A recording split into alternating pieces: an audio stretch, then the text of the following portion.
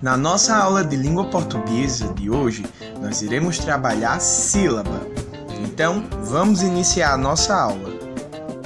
Primeiramente, vamos entender o que é sílaba. É uma vogal ou grupo de fonemas que se pronunciam numa só emissão de voz e que, sós ou reunidos a outros, formam palavras, que é a unidade fonética fundamental acima do som. A partir disso, observe as imagens abaixo. Nós temos uma boneca, um pirulito e a médica. Agora veja a separação silábica dos nomes das imagens. Boneca, pirulito, médica. Podemos perceber que quando pronunciamos as palavras em voz alta, ouvimos as partes que as compõem. A essas partes dá-se o nome de sílabas. Veja mais exemplos: janela, lua, noite, televisão. Pensando nisso, para saber a quantidade de sílabas de uma palavra, podemos prestar atenção à quantidade de vezes que abrimos a boca para pronunciá-la ou bater palmas para marcar essa quantidade. Então lembre-se, cada palavra pode ter uma ou mais sílabas, sendo classificada do seguinte modo. Quando a palavra tem apenas uma sílaba, ela é classificada como monossílaba, como por exemplo a palavra eu e a palavra pá. Já quando a palavra é formada por duas sílabas, ela é classificada como dissílaba, como por exemplo a palavra balde e a palavra livro. Quando a palavra é formada por três sílabas, ela é classificada como trissílaba, como por exemplo na palavra partida e na palavra coração. Quando as palavras são formadas com quatro sílabas ou mais, elas são classificadas como polissílabas, como por exemplo na palavra alfabeto, que tem quatro sílabas, e na palavra inteligente, que tem 5 sílabas.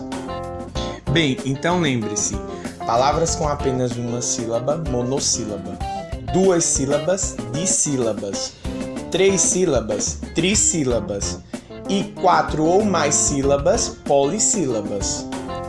Agora vamos à nossa atividade. A atividade está no livro de língua portuguesa, nas páginas 42 e 43. As questões que serão respondidas é a 1, a 2, a 3 e a 4.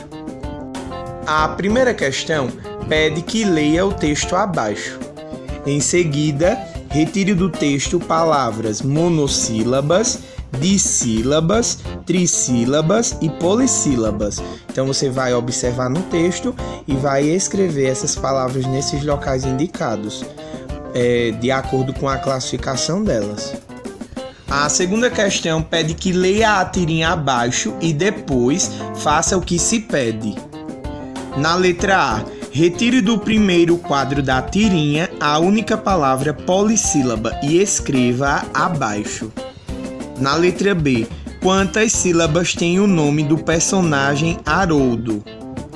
E na letra C, escreva abaixo as palavras dissílabas do último quadro da tirinha.